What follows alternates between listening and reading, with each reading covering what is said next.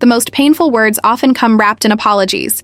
That moment when someone says, "I'm sorry, but," and then proceeds to shatter your world like it's a necessary evil. As if prefacing devastation with regret somehow softens the blow. I'm Amara Johnson, 32, a software engineer turned entrepreneur with a master's in computer science from MIT. I founded Neurotech, an AI healthcare startup that develops predictive analytics software for early disease detection. And up until 3 weeks ago, I was engaged to be married to a man who couldn't see past what his parents might think of my appearance. It was supposed to be a celebratory dinner. After 2 years of endless pitches, sleepless nights, and bootstrapping, my startup was finally gaining traction.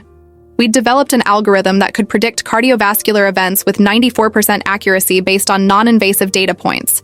Multiple investors were showing interest, and we were days away from potentially closing our Series B funding round. I'd spent hours preparing a special meal for Bennett, jerk chicken with coconut rice and plantains, a recipe passed down from my grandmother, who'd taught me that food was love made visible. I'd even bought an expensive bottle of champagne, ready to toast what looked like the beginning of our company's success story. Bennett arrived late, his normally confident demeanor subdued. I should have recognized the signs immediately, the way he loosened his tie as if it were choking him, how he barely touched the food I'd spent hours preparing. "My parents want to meet you," he finally said, halfway through dinner. I set down my fork, surprised but pleased. After nearly 18 months together and a 3-month engagement, I'd yet to meet the illustrious Whitney family. Bennett had always found reasons to delay the introduction. They traveled frequently, his father's health was delicate, the timing wasn't right. I'd begun to wonder if they even knew I existed. "That's great," I said, reaching for his hand across the table. "When were you thinking?" Bennett didn't take my hand. Instead, he stared at his barely touched plate. They saw the announcement of our engagement in the alumni newsletter. The Harvard alumni newsletter. Of course, I wasn't included in that particular social circle, having attended MIT instead, a rivalry Bennett often joked about with his friends, though the jokes sometimes carried an edge I pretended not to notice. "They were surprised," he continued, still not meeting my eyes. "They had questions." "About me?" I prompted when he didn't elaborate. "About us. About whether we're making the right decision. About compatibility." I felt a chill settle over me. "Compatibility?" Bennett finally looked up, his expression a mixture of discomfort and what I'd later recognize as cowardice disguised as concern. "Amara, you know my family has certain expectations. They move in specific circles. They're friends, they're associates. It's a particular world.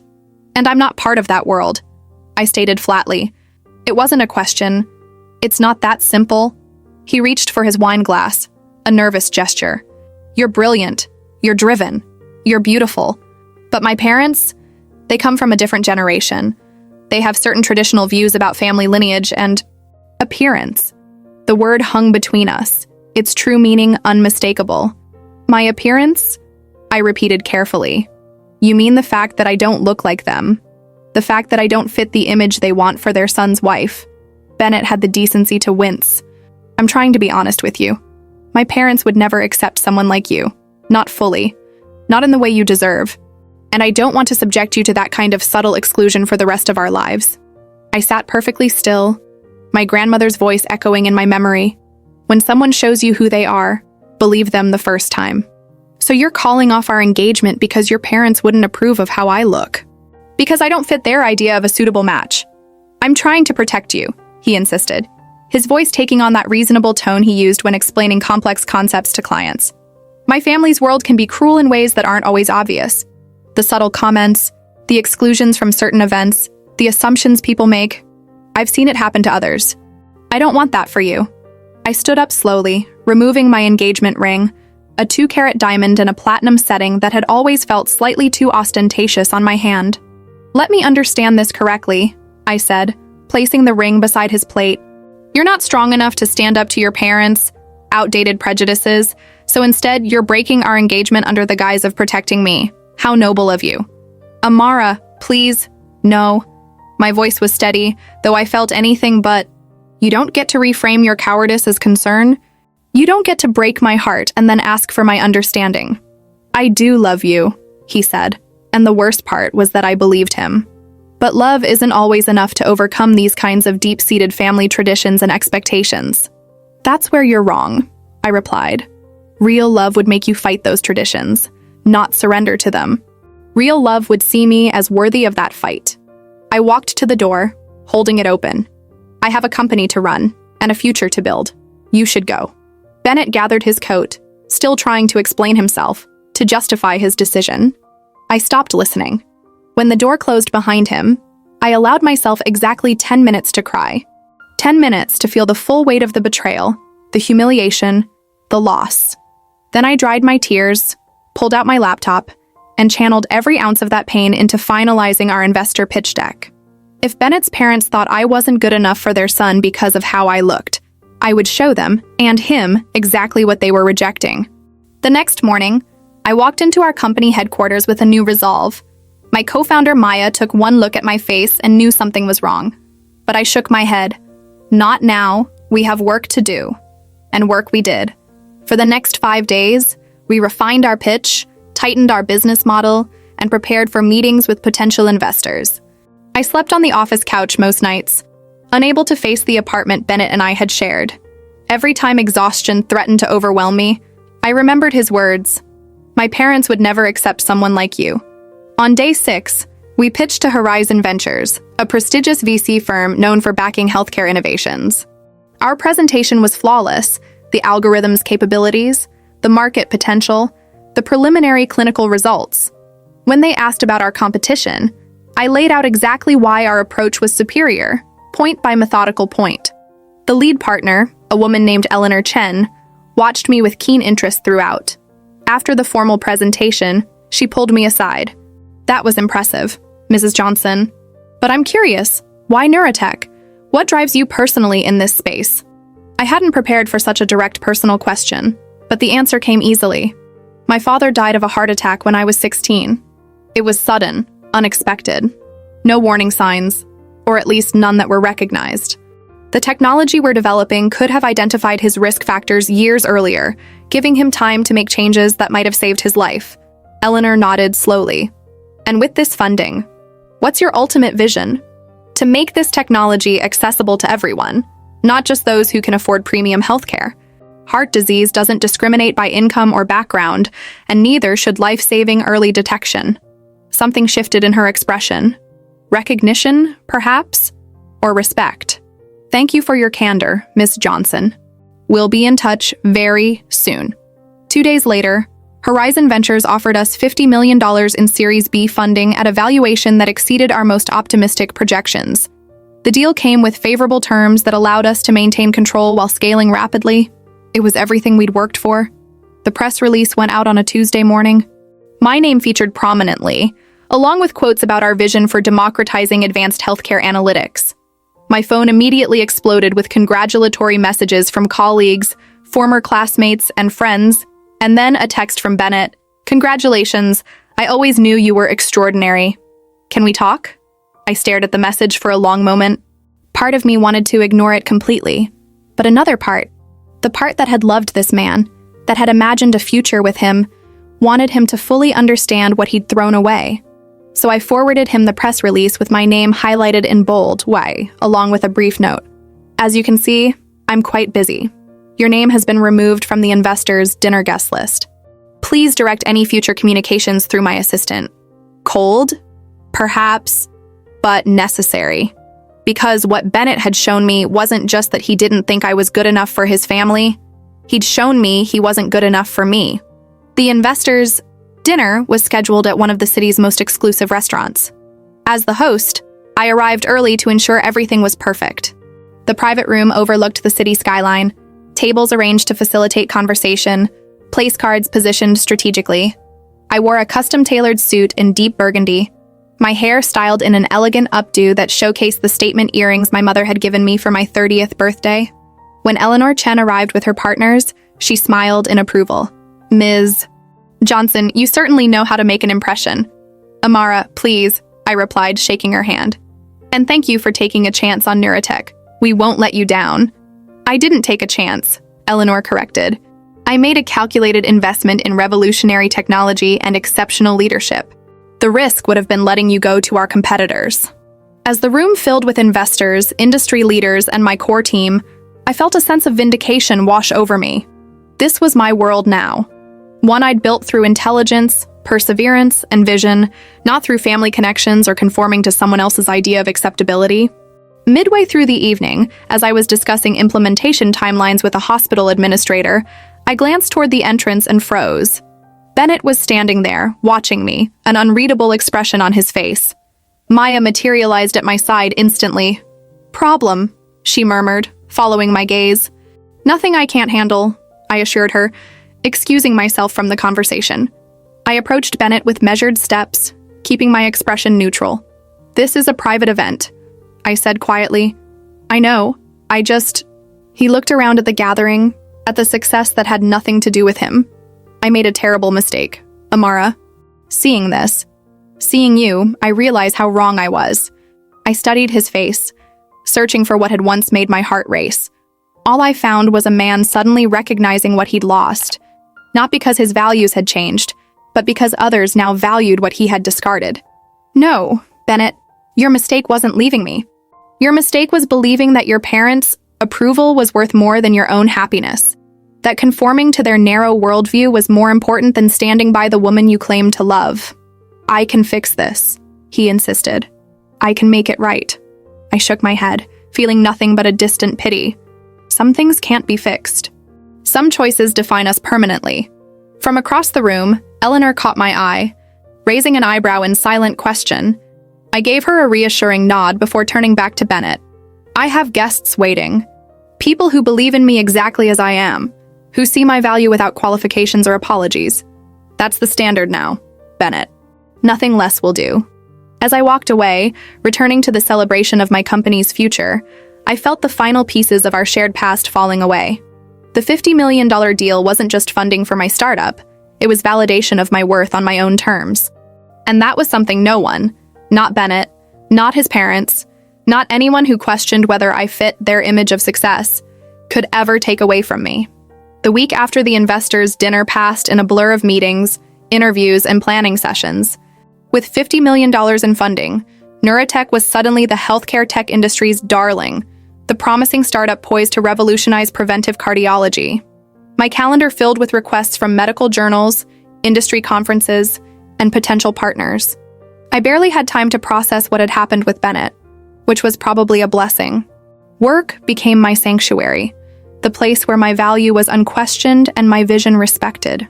During the day, surrounded by teammates who believed in our mission, I could almost forget the sting of his rejection. Nights were harder. I'd finally moved out of our shared apartment into a hotel suite until I could find a new place. Each evening, I'd return to an impersonal space filled with room service trays and stacks of business documents. Sometimes, in those quiet moments between professional triumph and personal loss, I'd allow myself to remember the plans we'd made, the future we'd imagined, the easy laughter that had once filled our home. Then I'd remind myself of his words. My parents would never accept someone like you. And the pain would harden back into resolve. On Friday morning, 10 days after our funding announcement, my assistant Jasmine knocked on my office door. "There's someone here to see you," she said, her expression carefully neutral.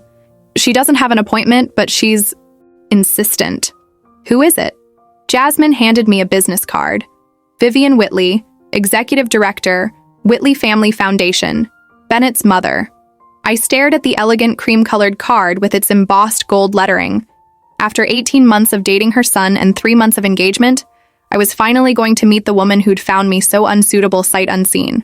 "Show her in," I said, straightening my blazer and squaring my shoulders.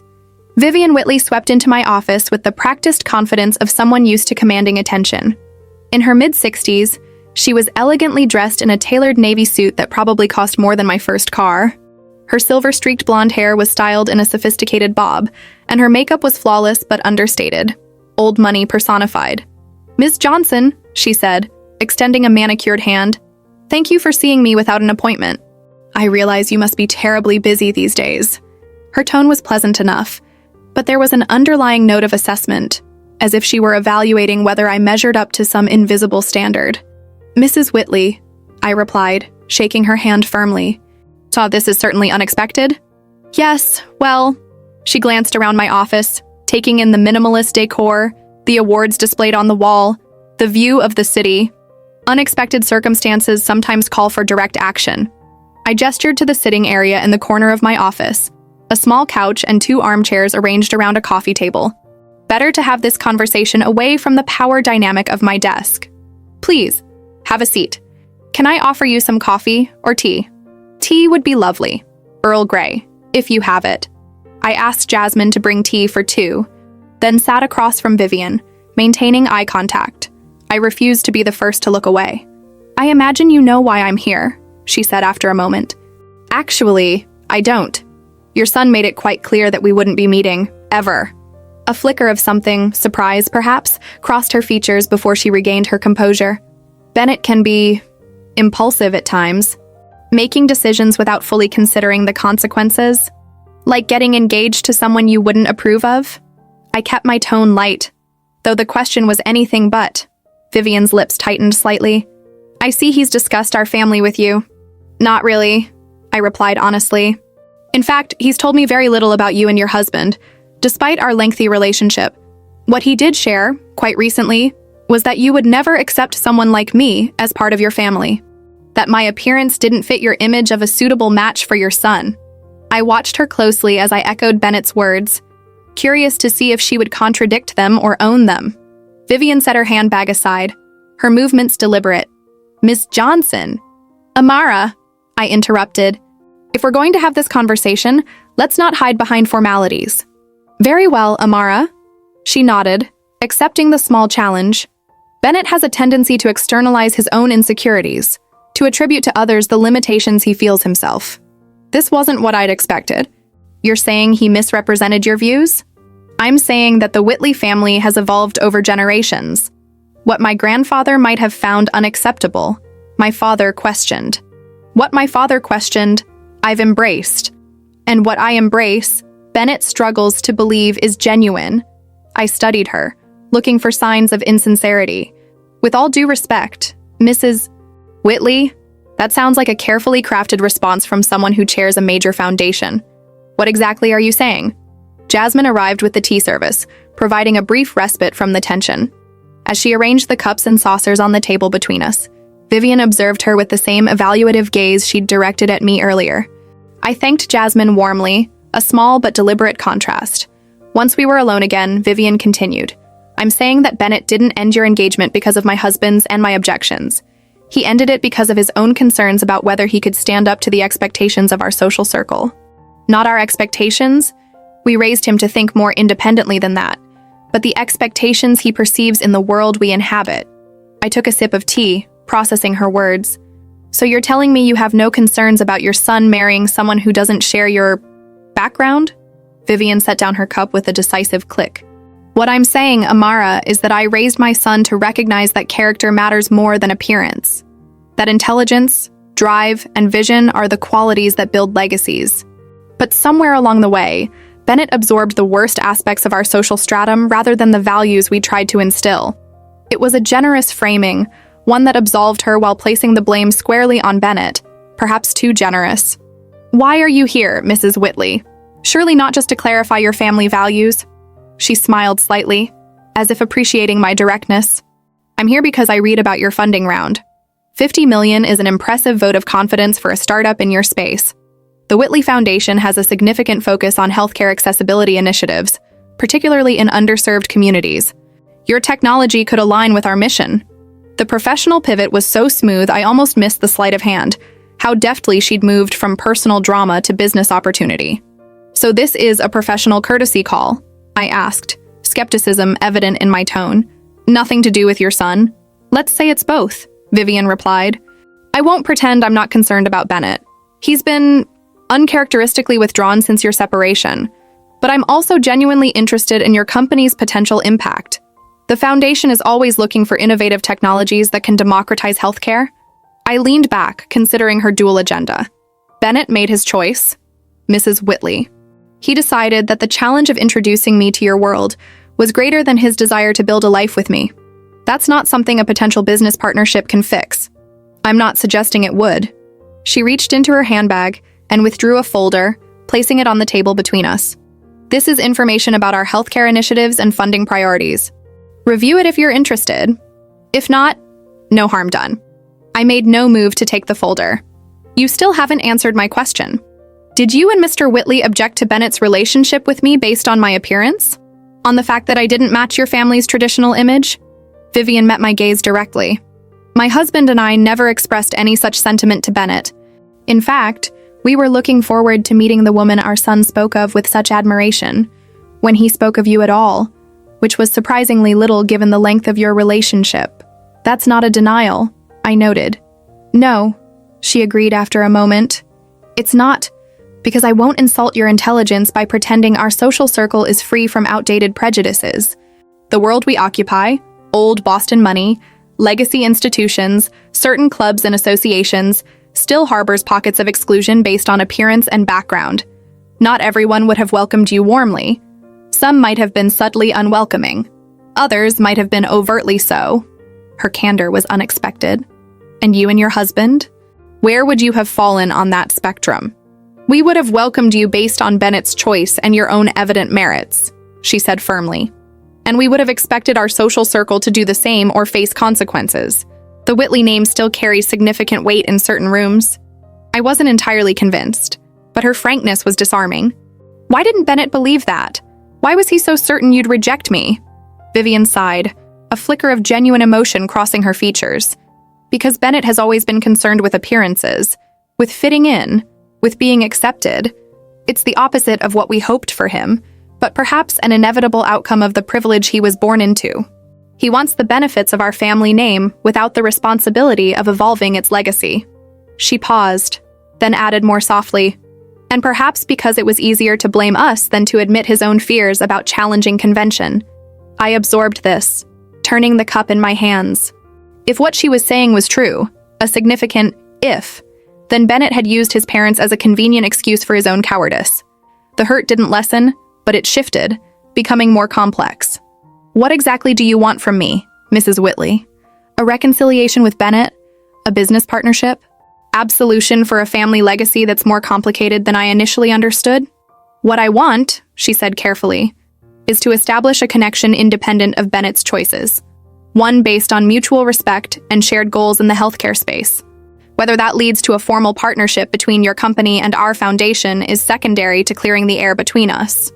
I studied her, this elegant, articulate woman who had materialized in my life only after I'd achieved significant success. Was this genuine outreach, or was the Whitley family simply ensuring they had a connection to what was now a hot investment opportunity? I appreciate your directness, I said finally, and I'll review the foundation's materials. But I hope you understand that my priority right now is building my company, not navigating complex family dynamics that weren't deemed important enough to address until after a $50 million funding announcement. Vivian inclined her head, acknowledging the subtle rebuke. Completely understandable, she stood, smoothing her already immaculate suit. I've taken enough of your time. Thank you for seeing me, Amara. I walked her to the door, maintaining the professional courtesy the interaction demanded. At the threshold, she paused. One last thing, she said, her voice lower. Bennett doesn't know I came to see you. And while I stand by everything I've said, I want to be clear that I'm not here to repair what he broke. Some choices, as you noted to him at your investors' dinner, do define us permanently. I looked at her sharply. How did you know what I said to him that night? A small, enigmatic smile crossed her face. Boston is a surprisingly small town at certain levels, Amara. Word travels, especially when my son makes a scene trying to crash an exclusive event. After she left, I returned to my desk, the folder she'd brought sitting untouched on the coffee table. My phone buzzed with a text from Maya. Emergency call with the clinical trial team in 5. You good? I texted back a quick affirmative, pushing thoughts of Vivian Whitley and her complicated family dynamics to the back of my mind. I had a company to run, a vision to implement. Personal drama would have to wait. But later that evening, alone in my hotel suite, I finally opened the folder Vivian had left. Inside was information about the Whitley Foundation's healthcare initiatives, as promised, along with a handwritten note. Amara, Bennett told us about your father's heart attack and how it inspired your work. The foundation has a special interest in cardiac care accessibility in communities with limited healthcare resources. Perhaps there's a collaboration that honors his memory while expanding your technology's reach. Regardless, I admired your candor today. Vivian. The personal touch was unexpected, almost disarming in its acknowledgement of the loss that had shaped my career path. I set the note aside, conflicting emotions swirling. On one hand, Vivian's visit had complicated my understanding of what had happened with Bennett. On the other, her timing, showing interest only after our company's significant funding announcement, raised legitimate questions about her motivations. I was still contemplating this when my phone rang. The caller ID showed a number I didn't recognize. Hello? Amara? It's Eleanor Chen. I straightened, instantly shifting into professional mode. Eleanor. Good evening. Is everything all right? More than all right, she replied, her usually measured tone tinged with excitement. I've just left dinner with the CEO of Meridian Health Systems. They're interested in implementing your technology across their network. 37 hospitals in 12 states. They want to meet. How's your schedule next week? The potential of such a partnership was enormous. Exactly the kind of implementation that could prove our concept at scale and potentially save thousands of lives. I'll make my schedule work, I assured her. Just tell me when and where. After the call ended, I looked again at Vivian's note, then at the Meridian opportunity Eleanor had just presented. 2 paths forward, one tangled with personal history, the other purely professional, both potentially valuable for Neurotech's mission. The question was which one I could pursue without compromising the boundaries I'd established after Bennett's rejection, and whether either path could help heal the personal wounds still fresh beneath my professional successes. I pulled out my laptop and began researching Meridian Health Systems, pushing thoughts of the Whitleys to the side once more. But as I worked late into the night, Bennett's words echoed in my mind. My parents would never accept someone like you. Had he been projecting his own fears, as his mother suggested? Or was Vivian's visit a calculated move to establish a connection to a suddenly valuable business opportunity? The truth, I suspected, was somewhere in the complicated middle ground, a space I'd navigate carefully in the days ahead, keeping my company's mission as my guiding star. The Meridian Health Systems meeting was set for Wednesday morning at their East Coast headquarters. With barely 5 days to prepare, our team worked through the weekend, refining our presentation and gathering case studies that would resonate with a major hospital network. You look exhausted, Maya commented as we reviewed slides late Monday night, the office long empty except for us. When was the last time you slept more than 4 hours? I waved away her concern. I'll sleep after the Meridian deal. She closed her laptop with a decisive click. No, you'll sleep now. We need you sharp, not running on caffeine and stubbornness. Maya had been more than my co-founder for the past 3 years. She'd become the sister I never had, the one person who could call me out without triggering my defenses. Fine, I conceded. But I need to review the clinical data one more time before nothing, she interrupted. Go home, or, well, go to your hotel. When are you going to find a real place anyway? I sighed. I've been looking. Everything either reminds me of Bennett or feels wrong somehow. Maya's expression softened. Have you talked to him since the investors made dinner? No. And I don't plan to. And his mother? Did anything come of that strange visit? I hesitated. I hadn't told Maya about the note Vivian had left, about the potential foundation partnership she'd suggested. Nothing yet. I'm still deciding whether their foundation's healthcare initiatives align with our goals. Maya studied my face. Just make sure you're evaluating that opportunity on its merits, not as some complicated proxy for closure with Bennett. Her perception was unsettling. I know how to separate personal and professional considerations. Under normal circumstances, absolutely. She gathered her things, preparing to leave. But you've been through a lot, Amara. Just be careful. Success is the best revenge until it isn't, until it becomes another way of staying connected to someone who hurt you. I wanted to protest, but her words hit uncomfortably close to home. Part of me, a part I wasn't proud of, had relished the thought of Bennett seeing our company's success and recognizing what he'd thrown away. That wasn't moving on. It was remaining tethered to him through resentment. I hear you, I said finally. And I promise I'm focusing on Neurotech's future, not my past with Bennett. Maya nodded, satisfied for now. Good, then go get some sleep, boss. We've got hospitals to impress on Wednesday. Tuesday passed in a blur of preparation. By evening, I felt confident in our presentation, but restless in my hotel suite. The walls seemed to close in, reminding me of the temporary nature of my current life, suspended between the relationship I'd lost and the independent future I hadn't fully embraced. On impulse, I called a real estate agent I'd worked with previously. "Any chance you have time to show me a place tonight?" Something completely different from what I was looking for before. 2 hours later, I stood in a converted industrial loft in a rapidly developing neighborhood across town from the luxury high-rise Bennett and I had shared. With its exposed brick walls, massive windows, and open floor plan, it couldn't have been more different from our former apartment's traditional elegance. But it's completely renovated inside, but they preserved the building's industrial character, the agent explained, gesturing to the original wooden beams overhead. The developer is a woman who specializes in repurposing historical buildings. She believes in honoring the past while creating space for new beginnings. The symbolism wasn't lost on me. "I'll take it." The agent blinked in surprise. "Don't you want to see the rest of the place? Or think about it overnight?" "Sometimes you just know," I replied, already imagining my life in this space that owed nothing to my past with Bennett. "I can sign the papers tomorrow." I returned to the hotel feeling lighter than I had in weeks. The decision to claim a space that was entirely mine, that reflected who I was becoming rather than who I'd been, felt like a crucial step forward. Wednesday morning dawned bright and clear. I dressed with care in a tailored burgundy suit that had become something of a lucky charm since the investors had dinner. As Maya and I went through our final preparations in the car on the way to Meridian's offices, my phone buzzed with a text. Unknown number. "Good luck with Meridian today. Their CEO is tough but fair. Lead with the clinical outcomes data. That's what will convince him. Vivian Whitley." Somehow she knew about our meeting with Meridian. The message was simultaneously helpful and unsettling. A reminder of the connected nature of the world Bennett had come from, where information flowed through private channels and influential families had insights into supposedly confidential business dealings. Maya glanced over. "Everything okay?" I hesitated, then showed her the text. Her eyebrows shot up. "How does she know about the meeting, and why is she helping you?"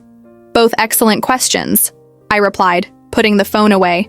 "And I don't have answers to either." The Meridian meeting began exactly on schedule. Dr. James Richardson, their CEO, was a stern-faced man in his 60s with a reputation for brilliant medical leadership and uncompromising standards. He listened to our presentation without expression, occasionally making notes but offering no hints about his thoughts.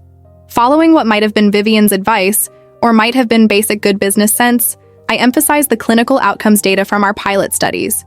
The numbers spoke for themselves. 94% accuracy in predicting cardiovascular events 6 to 12 months before they occurred, using non-invasive data points that could be collected during routine checkups. "And your implementation timeline?" Dr. Richardson asked when we concluded. "Assuming we were to move forward with all 37 hospitals." Maya stepped in with our rollout plan, outlining the phases and resource requirements. I watched Dr. Richardson carefully as she spoke, noting the subtle shift in his posture when she mentioned our commitment to staff training and integration support. "One of our core principles is that technology is only as good as the people empowered to use it," I added. "We don't just drop software into a hospital and leave. We build relationships with the medical teams, understand their workflows, and adapt our system to enhance rather than disrupt their patient care." For the first time, Dr. Richardson's expression softened slightly. "But that's refreshing. Too many tech companies treat healthcare as just another industry to disrupt, without understanding the human element." The meeting extended well beyond its scheduled hour, with Dr. Richardson calling in several department heads to ask specific questions. By the time we concluded, the energy in the room had shifted from skeptical evaluation to cautious excitement. "We'll need to continue due diligence, of course," Dr. Richardson said as he walked us out. "But I'm impressed with what I've seen today. We'll be in touch very soon." In the elevator down, Maya could barely contain her excitement. "Did you see their cardiac care director's face when you showed the predictive accuracy for women over 50? I thought she was going to applaud." I smiled, sharing her optimism but tempering my expectations. "It went well, but let's not celebrate until we have a signed contract." "Always the pragmatist," Maya teased. "But admit it, you feel good about this one." "I do," I conceded. And it felt right. Back at the office, I was greeted by a delivery. An elegant arrangement of deep purple orchids with a card that read simply, "Meridian would be fortunate to have you. Dinner on Friday to discuss the foundation's interest as well. Vivian." I showed the card to Maya, who whistled low. She works fast, and she's very confident about Meridian. Almost as if As if she already knows they're planning to partner with us, I finished. The question is, why is she so invested in connecting with Neurotech now? Maya shrugged. Only one way to find out. Are you going to meet with her? I considered it carefully. The professional opportunity the Whitney Foundation presented was significant. Their healthcare initiatives were well-funded and strategically aligned with our mission. But the personal complications were equally significant. Yes, I decided. But on my terms, I'll suggest a lunch meeting at the office instead of dinner. Keep it strictly professional. My phone rang before I could text Vivian. It was Eleanor Chen. Amara, I just got a call from James Richardson at Meridian. He wants to fast-track the partnership. They're prepared to implement your system in their 5 flagship hospitals immediately, with a rollout to all 37 locations within 18 months. This is happening. The news was everything we'd hoped for. Validation of our technology at the highest level, a partnership that would bring our life-saving algorithm to patients across the country. I put Eleanor on speaker so Maya could hear, and we exchanged excited glances as Eleanor outlined Meridian's proposed terms. They're sending over the official letter of intent tomorrow, Eleanor concluded. Richardson mentioned you made quite an impression. Said something about appreciating a leader who understands both the technology and the human element of healthcare. After the call, Maya and I allowed ourselves a moment of celebration, a brief dance around my office that released weeks of tension and uncertainty. The Meridian partnership was transformative for Neurotech, positioning us as a legitimate player in healthcare technology virtually overnight. As the euphoria settled into determined focus, I remembered Vivian's text and the flowers sitting on my assistant's desk. The timing was too perfect to be coincidental. Somehow, Vivian Whitney had known about Meridian's interest in us before the meeting even happened. The question was why she'd chosen to help rather than hinder us. I sent her a polite but professional response. Thank you for the flowers and the insight about Meridian. Lunch at my office tomorrow at 1 p.m. would work for me to discuss the Foundation's interests. Amara. Her reply came almost immediately. Looking forward to it. That night, as I signed the lease on my new loft apartment, I felt a sense of alignment between my personal and professional lives for the first time in weeks. Neurotech was gaining momentum with partnerships that would bring our vision to life. I was creating a new home that reflected my aesthetic rather than a compromise. The pieces were falling into place. The next day, Vivian arrived precisely at 1, dressed in an understated but obviously expensive gray suit that probably cost more than most people's monthly rent.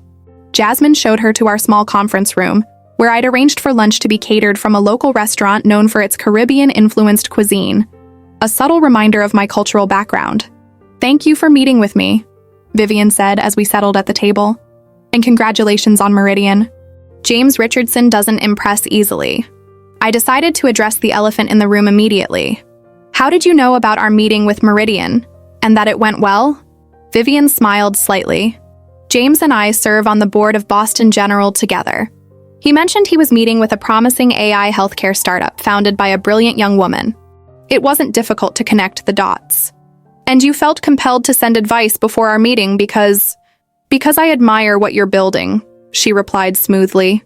And because I meant what I said about establishing a connection based on mutual respect and shared goals. I studied her, looking for signs of an ulterior motive.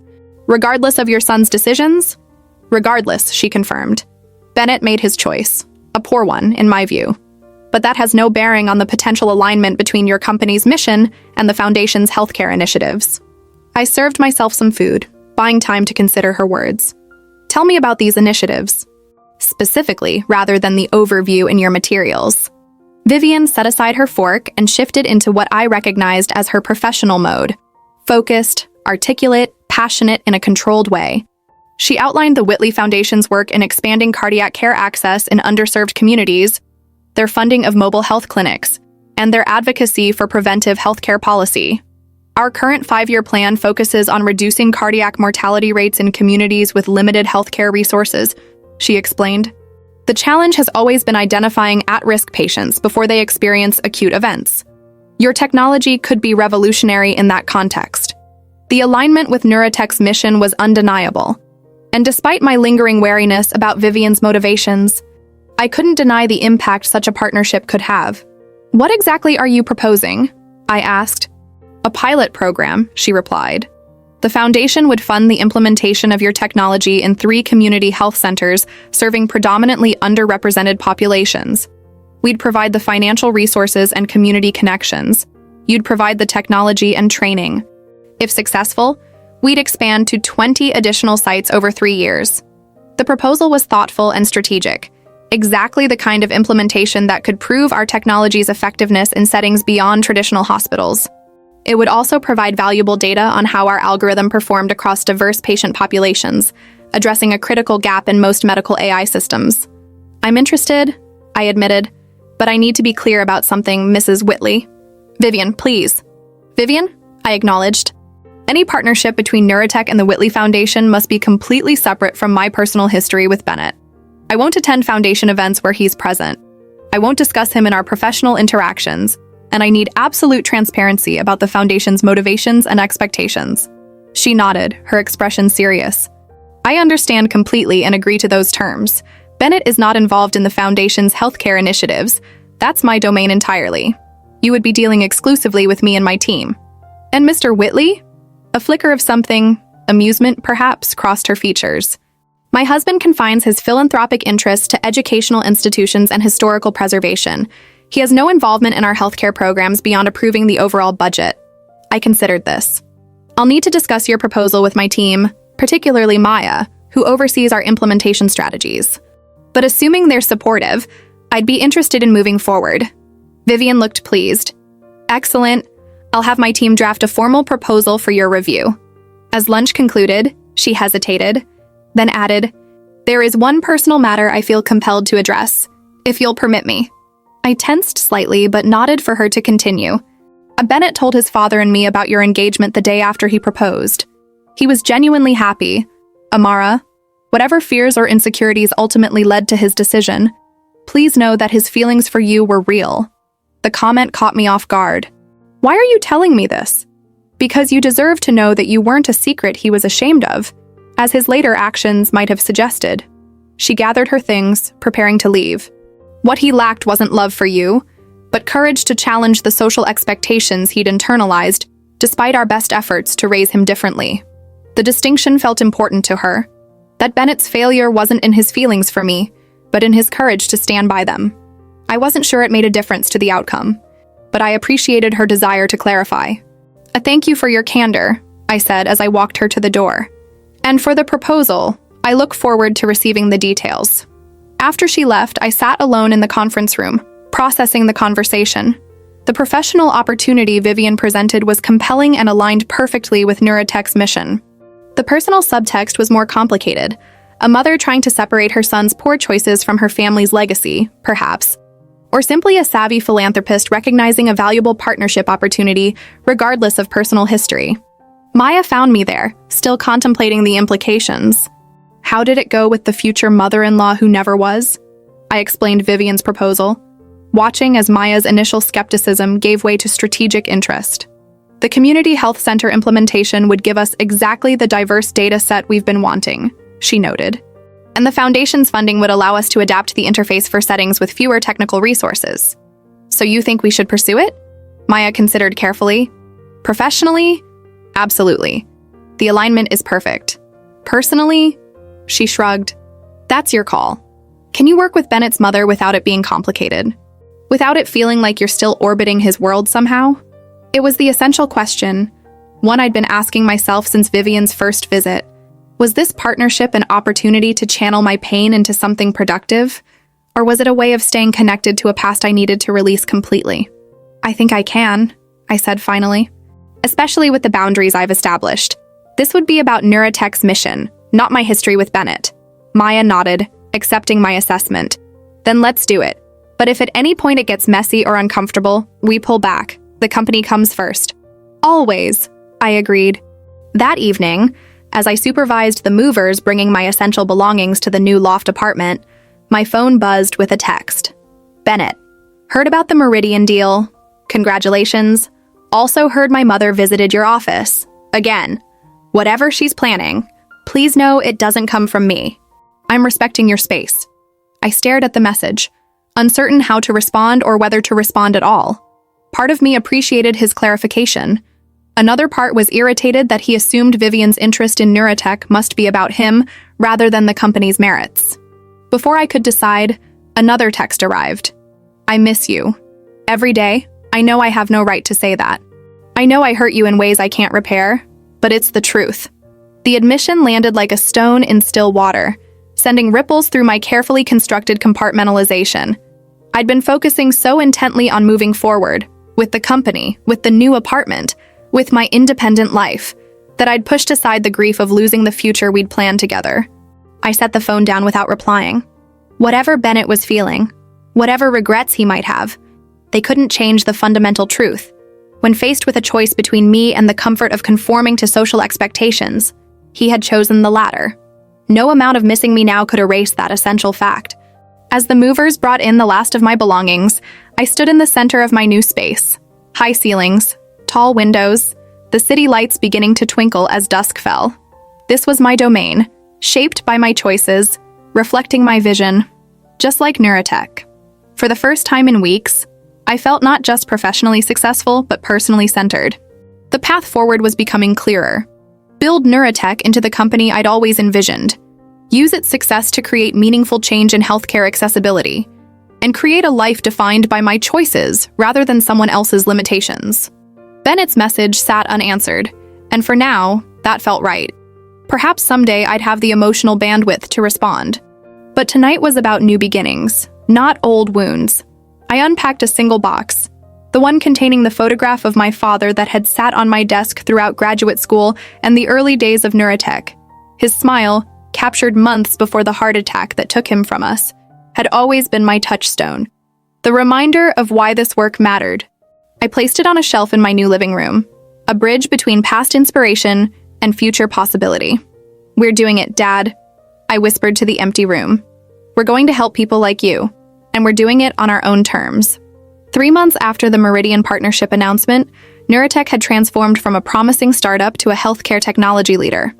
Our algorithm was now running in 17 hospitals across the country, with documented cases of early intervention saving lives. The pilot program with the Whitney Foundation had launched in 3 community health centers, providing crucial data on how our technology performed across diverse populations. I stood at the podium of a major healthcare conference, presenting our preliminary results to an audience of industry leaders, researchers, and potential partners. The data told a compelling story. Our system was identifying cardiovascular risks that traditional screening methods missed, particularly among women and people from underrepresented backgrounds. The implications for health equity are profound, I concluded. By removing human bias from the diagnostic equation, we're detecting risk factors that have historically been overlooked or minimized in certain populations. Lives that might have been lost to unexpected cardiac events are now being saved through early intervention. The applause was immediate and enthusiastic. As I stepped away from the podium, I caught sight of Vivian Whitley in the audience, nodding approvingly. Over the past months, our professional relationship had developed into one of mutual respect. She had kept her word about maintaining boundaries, never mentioning Bennett during our meetings about the foundation partnership. After the presentation, I navigated through the crowd of well-wishers and potential investors to reach Maya, who was deep in conversation with a hospital administrator from Chicago. "They want to implement in their entire network," she whispered excitedly when we had a moment alone. 5 hospitals serving predominantly lower-income communities. Exactly the expansion we've been hoping for. I squeezed her arm in shared excitement. "Set up a meeting for next week. We'll need to discuss integration with their existing systems." "Already on it." She glanced over my shoulder. "Heads up, Vivian's headed this way." Vivian approached with her characteristic poise, accompanied by an older man I recognized from foundation materials as her husband, William Whitley. "Amara, brilliant presentation," she said warmly. "The patient outcome data is even more impressive than we anticipated." "Thank you," I replied. "The community health center implementation is providing invaluable insights." "Allow me to introduce my husband, William," Vivian said. "He's been following the Foundation's partnership with neurotech with great interest." William Whitley was tall and distinguished, with the same silver blonde hair as his son. He extended his hand with a warm smile that surprised me with its genuineness. "Miss Ware Johnson, it's a pleasure to finally meet you. Your work is extraordinary, not just the technology itself, but the vision behind it. Making preventive care more accessible and equitable is exactly the kind of innovation healthcare needs. His words were gracious and seemed sincere, making it difficult to reconcile with the image Bennett had painted of parents who would never accept someone like me. Either Bennett had completely misread his parents, or they had evolved significantly in their thinking. Thank you, Mr. Whitley. That means a great deal coming from someone with your foundation's track record in healthcare initiatives. A flash of something, recognition, perhaps, or respect, crossed his features.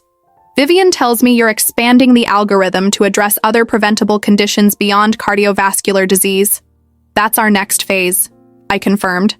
The underlying AI architecture can be adapted to identify risk patterns for several chronic conditions. We're starting clinical trials for diabetes complications next month. We continued the conversation, focusing entirely on the technology and its potential impact. Neither Whitley mentioned Bennett, honoring the boundaries I'd established with Vivian. As they departed for another session, William paused. Ms. Johnson, I hope this isn't overstepping, but I wanted to say that our foundation would be proud to continue supporting your work regardless of any personal history.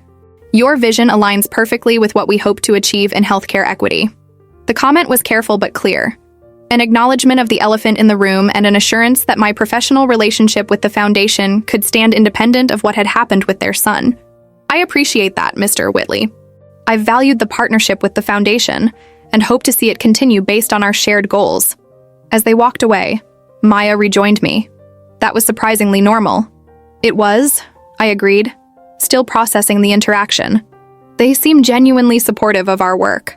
Makes you wonder what version of them Bennett was so afraid of disappointing, Maya mused. The question lingered as I navigated the remainder of the conference, accepting congratulations and fielding partnership inquiries. By the time I returned to my loft that evening, I was professionally exhilarated but emotionally drained. I kicked off my heels and settled on the couch, gazing out at the city lights. My phone buzzed with a text from Maya sharing more positive feedback from the presentation, followed by several messages from potential partners. Then a name I hadn't seen in weeks, Bennett. Saw the live stream of your presentation today. You were incredible. The work you're doing is changing medicine. I'm sorry I wasn't brave enough to stand beside you while you did it. I stared at the message, feeling a complex mix of emotions. Pride in what Neurotech had accomplished, vindication that our vision was being recognized, and a lingering sadness for what might have been if Bennett had found the courage to value our relationship above social expectations. For the first time in months, I replied, "Thank you. The work matters. It's saving lives." His response came quickly. "You always knew it would. I should have trusted that vision, and you, more than I trusted my fears." I set the phone aside without responding further. Some acknowledgments came too late to change the path forward, even if they helped bring closure to the path behind. My new life had taken shape around me, the loft filled with art and books that reflected my tastes, a growing company making tangible impact in healthcare, professional relationships based on respect for my vision rather than accommodation of my differences. I'd built something lasting, something meaningful, something entirely mine. The $50 million deal that had initially felt like vindication had become merely the foundation for something far more significant, a company changing how healthcare was delivered to those who needed it most. The partnership with the Whitley Foundation, ironically, had helped expand our reach into communities that traditional medical systems often overlooked. My phone buzzed again. Not Bennett this time, but Eleanor Chen. The investment committee just approved another $30 million for expansion. Congratulations, Amara. You've proven every bet we made on you and then some. I smiled at the message, thinking of how far we'd come since that investors' dinner where I'd confronted Bennett, from $50 million to transforming healthcare delivery, from personal rejection to professional triumph. Sometimes the words that cut the deepest. My parents would never accept someone like you, become the fuel for proving exactly what you're capable of. Not out of spite, but because they force you to recognize your own worth, independent of someone else's limited vision. The path ahead was clear now, expanding Neurotech's technology to address more health conditions, reaching more underserved communities, saving more lives, building a legacy that had nothing to do with fitting someone else's image and everything to do with changing the world in ways only I could imagine. Some doors close so that others can open, doors leading to rooms you never knew existed, filled with possibilities you couldn't have imagined when you were trying to fit yourself into someone else's limited frame. As I gazed out at the city lights, I realized that Bennett's rejection, painful as it had ultimately set me free, to build something greater than the future we'd planned together, to become not someone fighting for acceptance, but someone whose vision others now fought to be part of. And that was a future worth every painful step of the journey.